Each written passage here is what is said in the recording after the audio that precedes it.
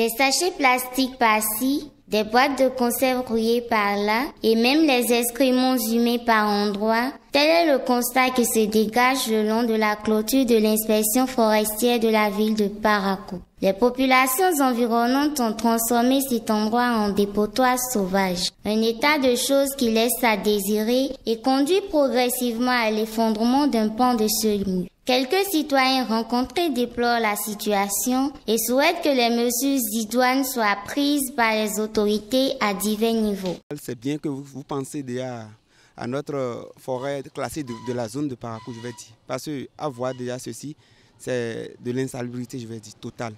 Et déjà, ça fait partie, je vais dire, de l'inconscience des riverains. Parce que la mairie de Parakou, en son temps donné, a demandé à ce que chaque citoyen de Parakou s'abonne aux collectes des ordures. Si c'était le cas, on n'allait pas vivre ce que nous sommes en train de vivre. Et d'abord, ce n'est pas bon pour la santé. Quand il y a des ordures comme cela, ce n'est pas bon pour la santé. Et ça pollue encore notre forêt classée, je vais dire, encore en son temps donné. Ça, c'est une, je vais dire, une manière de ne pas se faire connaître sur le plan sanitaire. Il faut voir par exemple, comment, avec les tas d'ordures là, ça fait que les murs là sont penchés, hein, les caca, tu vois, les oranges, tout le monde ils ont jeté. Hein, c'est pas bien, c'est pas bien. Je me que notre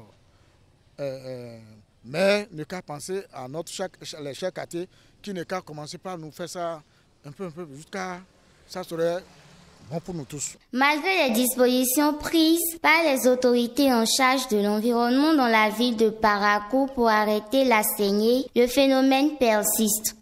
Malgré cela, les populations préfèrent à des moments donnés aussi déverser à travers la clôture, et ce qui fait que cela a d'impact, ce poids-là a d'impact sur la clôture qui à des moments donnés ça fait. Les responsables de l'inspection forestière, quant à eux, disent avoir connaissance de la situation. Toutefois, les actions sont menées dans ce sens pour assainir cet endroit. Ces derniers temps, nous avons pris quand même plusieurs mesures pour essayer de pallier à cette situation, notamment la réalisation de plantations. Nous avions espéré que avec cette activité-là, les populations allaient se résoudre à chercher autre point pour déverser leurs ordures.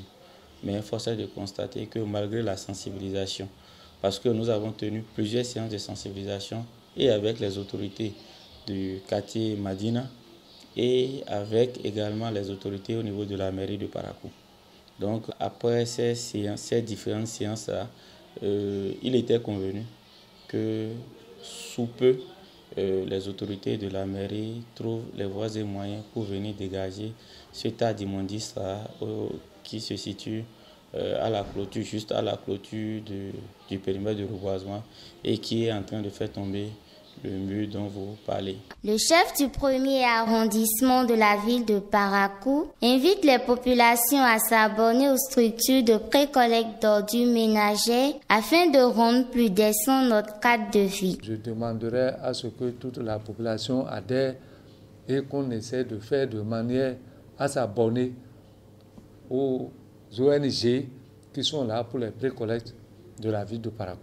En dépit des multiples sensibilisations des autorités locales et municipales de la ville de Parakou, les populations ont du mal à mettre en pratique les différentes mesures prises par ces derniers. Ils urgent donc que d'autres voies et moyens soient adaptés afin de redonner à la cité des Kobourou son titre de ville à statut particulier.